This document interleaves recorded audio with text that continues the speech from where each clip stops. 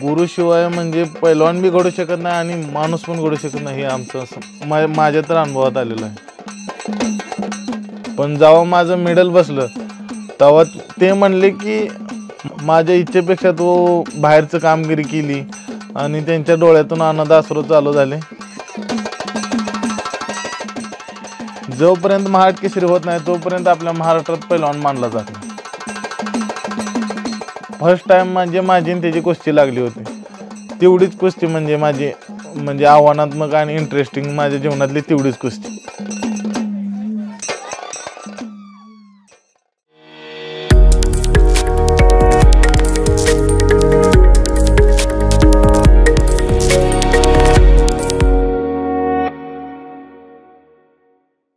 नमस्कार. महाराष्ट्र केसरी या स्पर्धेनंतर सतत आपल्या कानावरती एक नाव ऐकू येते. मग ते बातम्यांमधून असू दे, रिसेंटली घडलेल्या किस्स्यांमधून असू दे किंवा चर्चेमधून असू दे, आपल्याला एकच नाव ऐकायला मिळते आणि ते म्हणजे महेंद्र गायकवाड. तर हॅलो महेंद्र. नमस्कार. जसं की मी आत्ता म्हटल्याप्रमाणे की रिसेंटली घडलेले किस्से किंवा बातम्या, मुलाखती यातून तर आम्ही तुम्हाला ऐकतच आहोत, पण कुस्तीच्या आखाड्याच्या बाहेरचे महेंद्र गायकवाड कसे आहेत ते आम्हाला जाणून घ्यायला खरंच खूप आवडेल. तर एजीसी स्पोर्ट्सच्या ऑफ द फील्ड या पॉडकास्ट सेगमेंटमध्ये मी दिव्या तुमचं मनपूर्वक स्वागत करते. तर आपण सुरू करूया. कुस्ती हा शब्द म्हणल्यावर तुमच्या मनात काय विचार येतात? कुस्ती म्हणल्यावर आमच्या अंगावर असे काटे उभं राहतात की कुस्ती म्हणजे असं आमचं जीव की प्राण झालेला आहे. आता म्हणजे आम्हाला आता ह्यातच जगणं आणि ह्यातच मरणं असं झालेलं आहे. कुस्ती म्हणजे आमच्या रक्तात म्हणजे रक्तात भिनलेली एक नशा आहे. आता काय काय माणसांना कशीची नशा असते, पण आम्हाला ही कुस्तीची नशा झालेली आहे आता. म्हणजे आम्ही आता ह्या कुस्तीशिवाय जगू शकत नाही असं झालेलं आहे. तुम्ही अगदी लहान वयातच कुस्तीचं प्रशिक्षण घ्यायला सुरुवात केली, तर तेव्हा इतरांच्या बालपणामध्ये आणि तुमच्या बालपणामध्ये काही रेस्ट्रिक्शन्स मध्ये फरक होता का? म्हणजे शिस्तीमध्ये की तुम्हाला वेगळी शिस्त आणि तुम्हाला इतरांकडे बघून काही वेगळं पण जाणवायचं का? हो, म्हणजे आता मी 7वी-8वीचा असताना आमचे चुलते म्हणजे मी घरीत असताना आमच्या चुलत्याने आम्हाला पैलवानकीचे धडे शिकवायला चालू केले. मग चुलते आम्हाला आमच्या गावच्या तालमीत न्यायचे. म्हणजे आम्हाला पण तेव्हा म्हणजे असे लाल मातीत खेळायला भारी वाटायचं. मग आम्हाला तिथून मग हळूहळू कुस्तीचा अशी आवड होत जाईल तसे तसे आम्हाला कुस्तीबद्दल असे ज्ञान देत म्हणजे आम्ही गावची मैदानं परत स्पर्धेत असे नंबर काढत गेल्यावर मग आमच्या घरच्यांना वाटायला लागले की बाबा हा कुस्तीत काय तर करू शकतो. म्हणून आम्हाला कुस्तीपासून म्हणजे इतर पोरापेक्षा पण आम्हाला खुराकात म्हणजे जेवणात आमच्या टाईम टू टाईम झोपणे, टाईम टू टाईम मेहनत करणे असा आमचा एक शेड्यूल तयार केला. त्या शेड्यूलनुसार आम्ही म्हणजे ते आमच्या शेड्यूलनुसार आमची मेहनत, आमचे जेवणाचे हे सगळे त्यांच्या शेड्यूलनुसार चालू केलं. परत तुमचं प्रेरणास्थान कोण आहे आणि तुमच्या प्रशिक्षकांबद्दल काय सांगाल? आता आमच्या तालमीतच आता सिनियर वर्ल्डमध्ये 3rd आणि आता DYSP म्हणून कार्यरत असलेले राहुल नानावरे आमचे अख्ख्या तालमीचे प्रेरणास्थान म्हणले तरी अवगत नाही असे ते आहेत. आमचे प्रशिक्षक अर्जुन आवार्डे, काकासाहेब पवार आहेत. त्यांच्याकडे बघितलं तरी म्हणजे असे म्हणजे म्हणतात ना की म्हाताऱ्याला पण तरुण पण येईल असं त्यांच्याकडे बघितल्यावर आम्हाला अशीच प्रेरणा आमच्या अंगात स्फूर्ती अशी जागी होती त्यांच्या. आतापर्यंत तुम्हाला आयुष्यात अशी कुठली शिकवण मिळाली आहे की ती तुमच्या कधीच विस्मरणात नाही जाणार, तुम्ही कधी विसरू नाही शकणार? मग ती कुस्ती व्यतिरिक्त असेल किंवा कुस्ती अंतर्गत असू शकते. म्हणजे आतापर्यंत मला असं वाटलं की पैलवानकी असू द्या, इतर क्षेत्र असो, गुरुशिवाय काय नाही. गुरु सांगेल तेच. म्हणजे आता आपल्या आयुष्यात कोण तर गुरु असला पाहिजे. गुरुशिवाय म्हणजे पैलवान बी घडू शकत नाही आणि माणूस पण घडू शकत नाही, हे आमचं माझ्या तर अनुभवात आलेलं आहे. कारण गुरुच पाहिजे. म्हणजे आपल्याला बाहेर जीवनात जरी जगायचं म्हटलं तरी गुरु पाहिजे. गुरुच्या सल्ल्याशिवाय तर काहीच होऊ शकत नाही. अगदी लहानपणी तुम्ही शिकत असताना कुस्ती म्हणजे तेव्हाचे महेंद्र आणि आत्ता एवढे महाराष्ट्र केसरी आणि या सगळ्या स्पर्धा केलेले असे महेंद्र, याच्यामध्ये तुम्हाला काय फरक जाणवतो? तेव्हा म्हणजे मी जेव्हा स्टार्ट केली ती कुस्ती तेव्हा आम्ही आता जेव्हा हे म्हणजे महाड केसरीच्या स्पर्धा इंटरनॅशनलच्या स्पर्धा बघायचो तेव्हा अशी वाटायचं की आम्ही कधी ह्या स्पर्धेला खेळतोय का आमची पैलवानकी हितर मर्यादित आहे असं वाटायचं आम्हाला. पण जसं जसं आम्हाला पैलवानकीचे धडे शिकायला मिळायला लागले तसं तसं आता वाटतंय की यायला आपण कुठंतरी त्या स्टेजला आलो आहे. आपल्या हातात आहे सगळं आता. म्हणजे ज्या आपण स्वप्न बघत होतो ते आता म्हणजे स्वप्न साकारण्यात आलीत आणि आता असं वाटतं की आपली स्वप्न कुठंतरी पूर्ण होतील. आतापर्यंतचा महाराष्ट्र केसरीचा अनुभव कसा होता? आतापर्यंत मी माझे हे 4-5 महाराष्ट्र केसरीचं सामना आहेत. पहिल्या वेळेस मी जेव्हा साताऱ्यात खेळलो तेव्हा मी सेमीफायनलपर्यंत वाटलं. सेमीफायनलपर्यंत माझी धडक बसली. तिथं मी हारलो सेमीफायनलला. मग तिथून म्हणजे मला पहिलंच महाराष्ट्र केसरी होतं. एवढा महाराष्ट्र केसरीतला अनुभव नव्हता आणि स्पर्धेतला पण अनुभव नव्हता एवढा. पण आमच्या वस्तादांनी माझ्याकडं ती तयारी करून घेतली आणि मी लगेच म्हणजे वर्षभरात कोथरूडमध्ये झालेल्या महाराष्ट्र केसरीत मी चांगल्या कुस्त्या करून उपमहाराष्ट्र केसरीपर्यंत मजल मारली आणि तिथून माझा खरं म्हणजे महाराष्ट्र केसरी म्हणजे आपल्या महाराष्ट्र मर्यादितच आहे. महाराष्ट्र केसरी जोपर्यंत महाराष्ट्र केसरी होत नाही तोपर्यंत आपल्या महाराष्ट्रात पैलवान मानला जात नाही असं एक हे झालेलं. कुठल्याही स्पर्धेचं फायनल खेळताना कुस्तीपटूंना कुठल्याही प्रकारचं प्रेशर असतं का? मनात भीती असते का? त्याबद्दल काय सांगाल? प्रेशर ते आपल्या घेण्यावर नाही.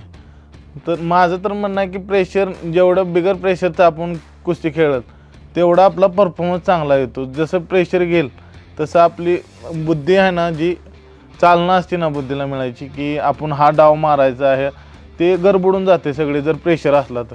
त्यामुळे प्रेशर घेणं हे मला तर वाटत नाही कुस्ती फायनलला असो किंवा पहिली कुस्ती असो प्रेशर हे नसलंच पाहिजे. सामन्याच्या आधी मनात काय सुरू असतं की आता सामना खेळायचंय आपल्याला आणि तेव्हा मनामध्ये काय भावना? आपलं म्हणजे सामना असो किंवा कुस्ती असो मैदानी आधी आपल्या मनात तयारी पाहिजे की मी कष्ट केले, माझ्या कष्टावर माझे पूर्ण विश्वास आहे, मगच आपण मैदानात उतरू शकतो. जर आपल्या मनातच नसेल की बाबा आपण काय केलंच नाही तर तो आधीच मनात हरलेला असला तर मैदानात तो हरणारच.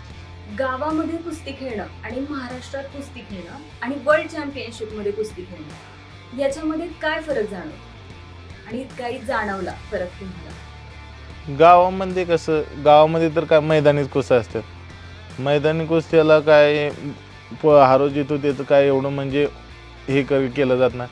महाराष्ट्र केसरीला कसं आपलं एक ड्रीम असतं, ती ड्रीम कंप्लीट होण्यासाठी आपण महाराष्ट्र केसरी म्हणजे आपण महाराष्ट्र केसरी झालो. आपल्याला आता म्हणजे आपली प्रसिद्धी व्हायसाठी आपलं नाव होण्यासाठी हे असतं. पण वर्ल्ड चॅम्पियनशिप म्हणजे असं आहे की आपल्या देशासाठी आपल्याला खेळायला मिळते, हाच मोठा हे आहे. जेव्हा मी ज्युनियर वर्ल्ड चॅम्पियनशिपला खेळत होतो तेव्हा मी फायनलला हारलो.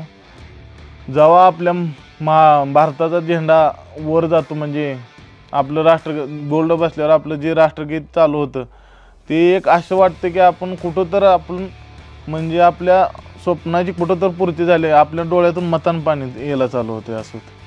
वर्ल्ड चॅम्पियनशिप नंतरच्या एका मुलाखतीत तुमचे बाबा असं म्हणाले होते की ये तो हमारे सपने से भी बाहर था. तर घरच्यांना जो काही हा तुमच्याबद्दल जो अभिमान आहे तर तेव्हा काय वाटतं त्यांच्या चेहऱ्यावरचं समाधान आणि या सगळ्या गोष्टी बघून तुम्हाला काय वाटतं? एक तर म्हणजे त्यांना वाटायचं की मी वर्ल्ड म्हणजे निवड केली ना तेव्हा त्यांना वाटलं की आपला पैलवान बाहेरच्या देशात गेलाय बस झालं असं तसं. पण जेव्हा माझं मेडल बसलं तेव्हा ते म्हणले की माझ्या इच्छेपेक्षा तू म्हणजे मला फोन आला ना त्यांचा की माझ्या इच्छेपेक्षा तू बाहेरचं कामगिरी केली आणि त्यांच्या डोळ्यातून आनंद अश्रू चालू झाले आणि परत काय माझ्या पण डोळ्यातनं पाणी चालू. अगदीच आपल्या आई वडिलांना खूप अभिमान असतो आपण एखादी गोष्ट चांगलं करत असू किंवा आम्ही बऱ्याच ठिकाणी असं ऐकलंय की महेंद्र कुस्ती खेळताना आक्रमक बेधडक असे जरी असले तरी स्वभावाने खूप शांत आणि भावनिक सुद्धा आहेत.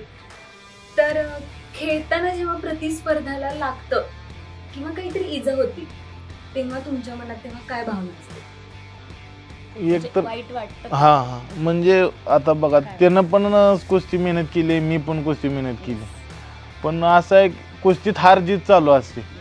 पण लागणं म्हणजे काय, त्याचा जे त्यांच्या आईवडिलांनी स्वप्न बघितले, त्यानं स्वप्न बघितले, ती स्वप्नाला तिथं विराम लागतो. म्हणजे लागणं म्हणजे पहिलवानकीत सगळ्यात शेवटचा हे म्हणजे लागणं म्हणजे कसं, आता प्रतिस्पर्धी कसला असं शेवटी आखाड्याच्या बाहेर, आता आम्ही प्रतिस्पर्धी आखाड्याच्या बाहेर आलं का आम्ही दोस्त मित्र भावासारखं राहतो. त्यामुळे लागालागी ही झाली नाही पाहिजे कुठल्या पहिलवानाला. तालमीतल्या मित्रांसोबतचा आम्हाला एखादा गमतीशीर किस्सा ऐकायला मिळाला, त्यांच्यासोबत काय गमती जमती चालतात तर सांगू शकता तुम्ही नक्कीच. गमती जमती म्हणजे मी जेव्हा नवीन तालमीत आलतो आणि आता आम्ही ही वैभव माने ही आमची पहिल्यापासून ओळख होती, म्हणजे आमची मैदानी पण कुस्ती झाली होती. आणि मी आता नवीन आलतो, नवीन आलेले आणि मला कसं या तालमीतले नियम बियम माहीत नव्हते. आणि असंच एक असा किस्सा झाला की आमचे बापूर आस्कर वाजतात आहेत आणि आम्ही सगळेजण एका, म्हणजे मला माहीत नव्हतं की सगळेजण म्हणजे ह्यांनी मला ठरवले की ह्याची काय तर मजा करायची. आणि सगळे पेटीवर बसले, सगळ्यांनी आले, त्यांचे पाया बिया पडले. मग त्यांनी मला बोलवून घेतले की तू कोण आहे, तू काय आहे आणि तुझं काय तालमीत काम, असे प्रश्न विचारून मला असे आणि मोठ्याने हसायला लागले. ती माझ्यात पहिल्यांदा तालमीत आलेलं गमतीशीर किस्सा होता. कुठल्याही सामन्यापूर्वी शारीरिक आणि मानसिक तयारी तुम्ही काय काय करता? शारीरिक म्हणजे आता आमचे गुरुवारी आहेत, पहाटे 4 वाजल्यापासून आमची मेहनत घेतात. 4 ते 8 वाजेपर्यंत सकाळी होते, परत संध्याकाळी 3 ते 7-8 वाजेपर्यंत आमची मेहनत होती. आणि त्याच ह्याच्यामध्ये आमची मानसिकदृष्ट्या पण म्हणजे योगा कुठे, परत कॉन्सन्ट्रेस असे हे घेतले जाते. आहार आणि फिटनेस याच्याबद्दल आम्हाला सांगा नक्कीच, म्हणजे आवडेल ऐकायला. फिटनेस आणि आहारमध्ये म्हणजे आता आम्ही सकाळी 10-12 अंडी, बदाम, परत काजू असतील, मनुका असेल, मोसंबी, सफरचंद असे फळात, ह्याच्यात मटण असेल, हे आम्ही आहारात घेतो. दूध असेल, परत अजून ज्यूस असतील वेगवेगळे, हे घेतो आम्ही. आणि बाकीचं काय म्हणजे असं नॉर्मल जे इतर माणसं खात तेच फक्त तुपातलं एवढंच आहे, तुपातलं आम्ही तेवढंच जेवण करतो. फिटनेसमध्ये आम्ही जिम पण असते आम्हाला, सपाट्या पण घेतात आमच्या, आणि बाकीची मेहनत बाऊट घेते कधीही असे, ह्याच्यातून आमचा फिटनेस आणते. म्हणजे रोज प्रॅक्टिसमध्ये काय काय गोष्टी महत्त्वाच्या असतात की ज्या करायलाच पाहिजे, अशा गोष्टी तुम्हाला काय वाटतात की काय काय महत्त्वाच्या? आता पहिलवानकीला तर सकाळी कुठले पण पहिलवान असे सपाट्या मारणार. आणि पहिलवानकीला 800 ते 1000 सपाट्या लागतात. परत रनिंग लागते. परत आता मी आहे प्रतिस्पर्धी, असे बाउट होतात. परत जिम लागते. परत अजून जे थेरामेंट आहेत हे इकडे तिकडे सर्व व्यायाम, फिजिओ इकडे तिकडे सगळे चालतात. आता रोजच लवकर उठायचं आणि जायचं प्रॅक्टिसला आणि या सगळ्या गोष्टी करायच्या, पण कधीतरी असं वाटत असेल की नको जायलाच प्रॅक्टिसला, तर मग कधी कंटाळा येतो का प्रॅक्टिसचा? किंवा म्हणजे त्या दिवशी मग काय होतं? कंटाळा आला तरी काय करते, गुरुवाऱ्यांचं आमच्या म्हणजे आम्हाला सांगतात की बाबा कंटाळा आला ना, हे सोड, दुसरे कर प्रॅक्टिस, तुझ्या मनाला वाटेल ते कर प्रॅक्टिस कर असे म्हणतात आम्हाला. ते असे म्हणजे एक दिवस गेला म्हणजे 8 दिवस मागे गेल्यासारखं असं म्हणतात, पण प्रॅक्टिस करायला होतात आम्हाला. महाराष्ट्रातलं कुस्ती क्षेत्र अजून कसं सुधारू शकतं आणि त्याच्यामध्ये काय काय बदल होणं गरजेचं आहे असं तुम्हाला वाटतं? महाराष्ट्रामध्ये कसं आहे, आता आपल्या मातीतली कुस्ती ही सगळ्यात जास्त चालू आहे आता, मैदानी ही. आणि महाराष्ट्र सोडला दिल्ली पंजाबला पण चालू आहे, पण दिल्ली हरियाणाचे पहिलवान असे आहेत की 12 महिने ते मॅटवरनं खाली उतरत नाही. मॅटची प्रॅक्टिस करून, मॅटची कॉम्पिटिशन लढून, त्यांच्या प्रतिस्पर्धेचं ही करून पण आपल्या महाराष्ट्रात असं नाही की बाबा मॅटवरचं एक महाराष्ट्र केसरी सोडलं तर कुठलं कॉम्पिटिशन मॅटवर होत नाही, बाकीचे सगळे. आणि त्यामुळे आपल्या महाराष्ट्राची कुस्ती कशी ह्या मैदानामुळे, परत अशा म्हणजे आता हे राजकारण झालं, हे विषय वेगळा राहिला, त्यामुळे आपल्या महाराष्ट्राची पहिल्यांदा माघार आहे. कुस्ती क्षेत्र सोडून काय करिअर करावं असं वाटलं असतं जर कुस्ती क्षेत्र नसतं निवडलं तर? त्याचा कधी विचारच केला नाही, कारण जसं म्हणजे चुलते आमचे पैलवान होते, बरोबर. मग त्यांनी मनाचा निश्चय केला की ह्याला पैलवानच करायचा, आपण आपल्या घरात एक पैलवान झाला पाहिजे, म्हणून माझ्याकडे त्यांनी लक्ष देऊन मला पैलवानकीचे टाकलं. बाकीच्या कुठल्या गोष्टीचा मला विचारच करू दिला नाही. नवोदित जे येणारे खेळाडू आहेत तुमच्या नंतरच्या आपल्या महाराष्ट्रामध्ये, त्यांना काय सल्ला द्याल तुम्ही? माझं तर म्हणणं आहे की आता एक विषय झालाय की इंजेक्शन घेतले की पैलवान होतो. माझं तर म्हणणं आहे इंजेक्शन घेतल्या उलट पैलवानकी संपते. डोपिंग करणं हे खरंच पैलवानकीला आता सध्याला जी ट्रेंड चालू झाला आहे डोपिंगचा, ती थांबला पाहिजे पहिला. आणि बाकीचं म्हणजे कष्टाला पर्याय नाही. तुम्ही तिकडे किती बी इंजेक्शन डोपिंग करा, काय करा, शेवटी तुम्हाला कष्ट घाम गाळायला लागणार आहे. घाम गाळल्याशिवाय पैलवानकी नाही, असं तर माझं म्हणणं. आणि नव्या पिढीला असं झालं की डोपिंग केलं का लवकर मोठा पैलवान होतो, हे असं संभ्रम तयार झालेलं आहे. हां, त्यामुळे लहान पिढीला जी चुकीचा संदेश गेला आहे, हां, ते थांबला पाहिजे. फक्त मला असं अजून एक विचारायचं आहे की प्रतिस्पर्धी तुमचा असा कोणी आहे का की ज्याच्यासोबत खेळायला तुम्हाला चॅलेंजिंग वाटतं, आव्हानात्मक पण असतं? म्हणजे आता दुसरी महाराष्ट्र केसरी खेळलो मी तेव्हा सिकंदर शेख, म्हणजे तेव्हा सगळ्या भारतात म्हणला तरी सगळ्यांना पाडत आला होता.